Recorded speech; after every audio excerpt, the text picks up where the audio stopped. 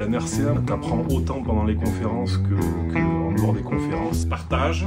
Rencontrer des gens très différents. Purement technique. Convivialité.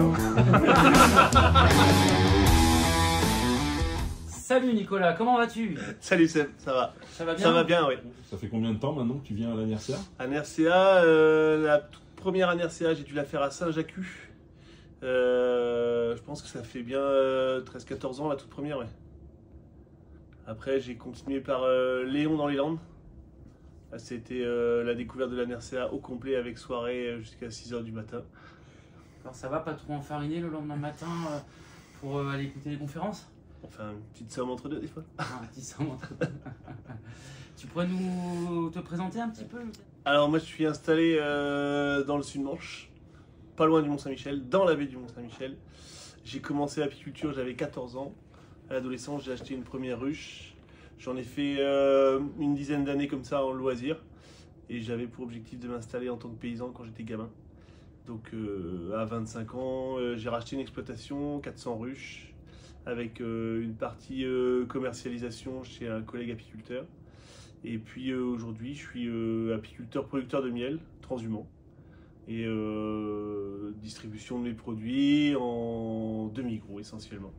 Donc c'est-à-dire via les magasins, épicerie fine, grande surface, moyenne surface. Tu fais pas ton propre élevage vu que tu as beaucoup de travail sur la production de miel. Tu pourrais nous dire quel est ton intérêt de travailler avec des éleveurs multiplicateurs Moi, ouais, j'ai choisi une autre forme d'élevage.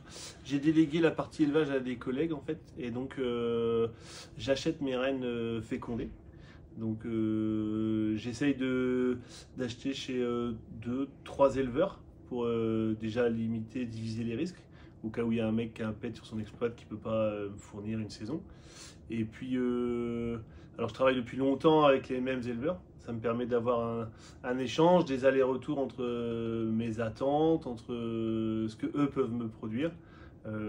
J'essaye dans la mesure du possible de faire des retours sur les produits qu'ils m'ont fournis, sur les rennes, sur leur comportement par rapport à mes attentes, par rapport au fait que je sois transhumant, c'est-à-dire sur le démarrage des rennes, la précocité des colonies par rapport à notre région.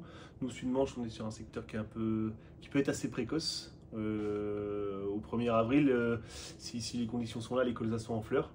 Donc faut des ruches qui réagissent. Les rennes, tu les changerais très régulièrement, tu leur laisserais un petit peu vivre leur vie. Est-ce que tu as un fonctionnement systématique? Alors par rapport à ça, j'ai un souci à tuer les rennes. J'aime pas tuer les rennes. J'essaye aussi de me dire que si on arrive dans du systématique à changer les rennes tous les ans, comment on gérera nos exploits le jour où les rennes tiendront plus une année. Donc j'ai plutôt tendance à essayer de vieillir un peu mes rennes. Et ça ne me gêne pas d'avoir des rennes qui ont fait 2 saisons et de les laisser démarrer une 3e saison. Après, dans la mesure du possible, j'évite d'aller à l'effondrement de la colonie ou à vraiment ce que la colonie n'ait plus de valeur. Mais si elle est pas capable si à un moment donné elle est plus capable de faire du miel, je peux la conserver pour, par exemple, en faire des essaims et en faire quelque chose, quoi. Pas la laisser aller à mourir. Mais je suis plutôt sur vieillir mes rennes, ouais. À essayer au moins. Aujourd'hui, tu crées des essaims à partir des rennes effectivement que tu reçois. Ouais.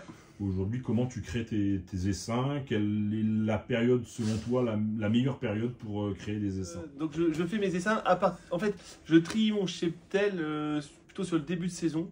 Et il y a un pool de ruches qui va être capable d'aller au miel, parce que c'est mon objectif, c'est de faire du miel sur l'exploitation. Entre autres en transhumance, donc pour transhumer, on emmène quand même les colonies les plus capables et celles qu'on estime les plus productives. Et les ruches qui ne vont pas avoir cette capacité, elles vont être destinées au renouvellement du cheptel. Donc c'est à partir de ça que je vais faire mes essaims. Ça sous-entend que ce soit des ruches sanitairement propres et en bonne santé. Et après, ça dépend de la saison, mais sur des périodes comme mai-juin, à partir d'une ruche d'Icade, on va tailler ça en 4 essaims ou même 5 essaims s'il y a vraiment beaucoup de couvains. Et puis on va reprendre du miel sur des colonies voisines ou du miel qu'on aura conservé. Et on constitue nos essaims comme ça. En début de saison, on fait des petites unités, des unités avec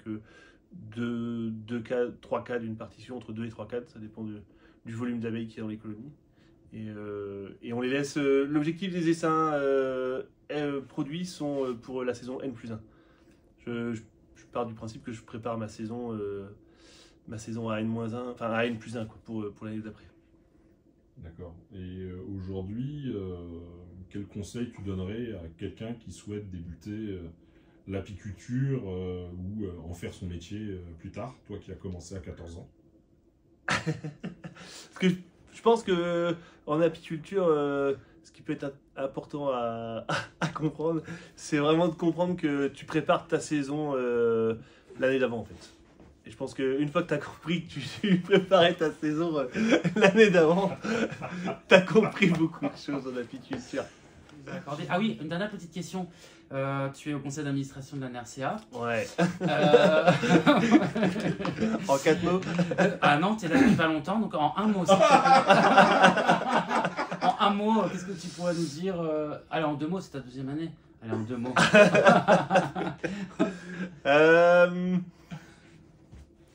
Je vais utiliser plus de 2 mots, mais je pense que à un moment donné, ça m'a vraiment permis d'évoluer au niveau de l'exploitation.